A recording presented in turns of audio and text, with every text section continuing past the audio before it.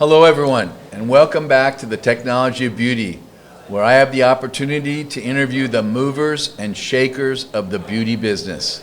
And today is no exception.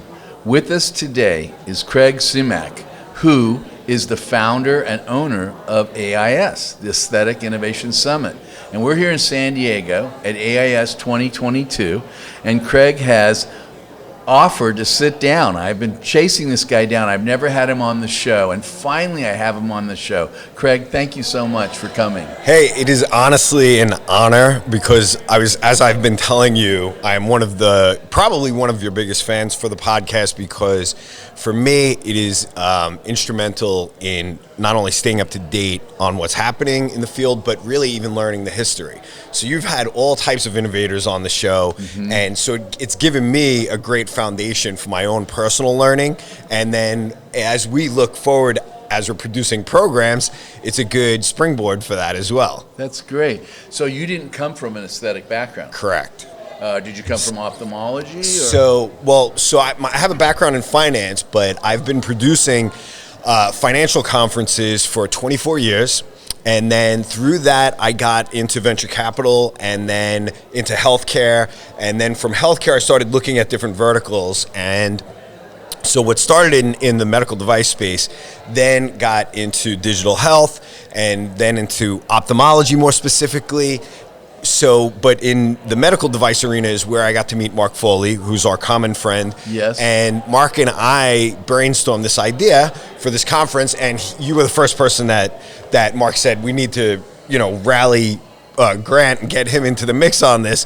And then I think once we did that, you just ran with it. It was like we gave you the ball and you ran with it. Well, and we're like, this is awesome. And yeah, Josh was with us too. Josh was with us too. Yes, yeah. Correct.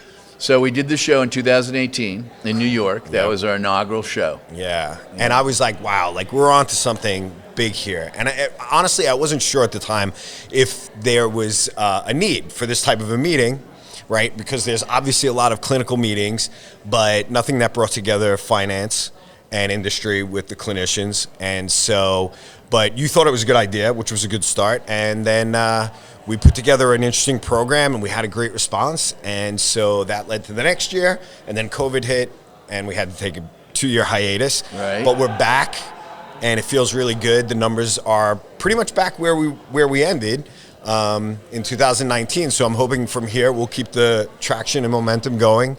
And we're learning a lot, and I think we'll come up with some new topic ideas for next year. We're already discussing some stuff. Yeah, you and I have already been brainstorming. Yeah.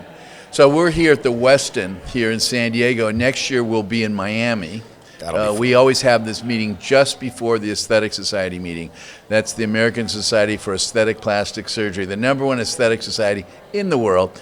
But I really love the fact that you do follow us around, and we do this the day before. We get a lot more docs coming to it, and industry is really gravitating to this. The number of people that have hit me up today for next year's program is crazy. Good. How are you feeling about the show today?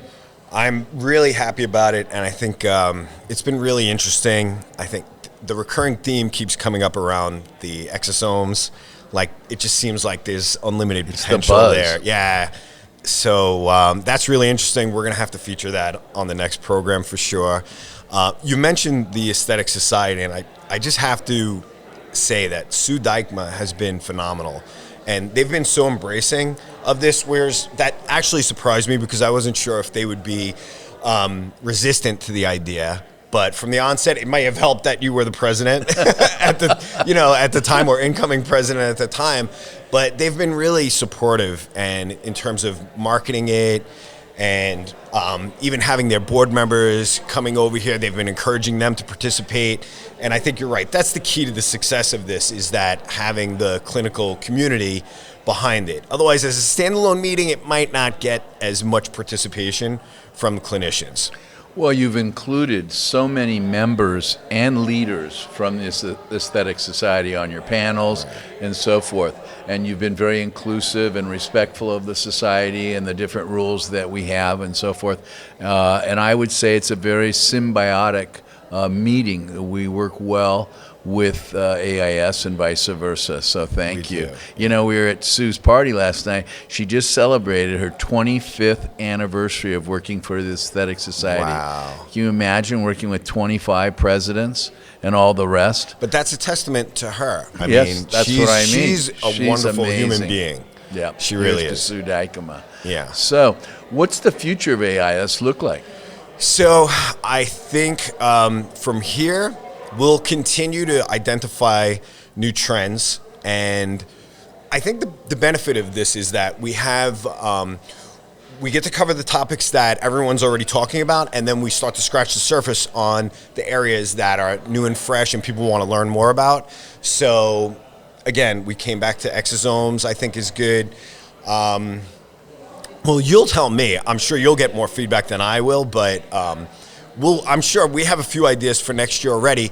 I don't think we need to change the format. You know, I think we have a winning model here with this program. So I'm looking forward to Miami in 2023. Oh, the one I'm glad you're mentioning this. Yeah. So explain this to everybody. This is new for this year. Two things we did differently this year was we had a workshop this morning on entrepreneurship and innovation, which was standing room only. And we didn't know what to expect from that, but it seemed like there was a lot of interest in that. So that's the other thing. We need to educate, right? So industry people have been at this for a long time.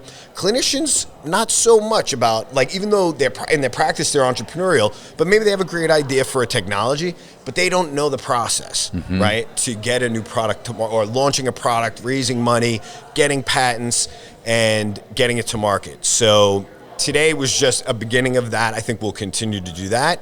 And then we introduced the Aesthetic Innovator Awards this year as well, which is voting by the audience. So it may be a popularity vote. We're not sure. So we'll figure that out. Maybe there's a different way. Maybe we'll come up with some judges in the future. But this year we just wanted to introduce it and acknowledge some of the companies that presented today. Yeah, I think that's great. We're going to be doing that in a little while. Yeah, exactly. So it'll be exciting to see who wins. Absolutely. Yeah. Well, again, thank you very much for joining us here at the Technology of Beauty and for allowing us to set up at your program at AIS, the It's a Aesthetic pleasure. Innovation Summit. Honestly, this pleasure. is fantastic. We've been able to interview 15, 16 people that are presenters and various industry titans and clinicians and finance guys. It's been great. So thank you very much for having us and My allowing pleasure. us to do that. This and is it's great fantastic. being your co-chair. Yeah, and well, you're stuck with me. We'll have to figure out going forward for next year. We'll see. We'll have to figure out who the co-chairs will be with you. Okay. But you're stuck with me. Okay. So anyway, thank you so much. Thank you, Craig. Okay. You take care.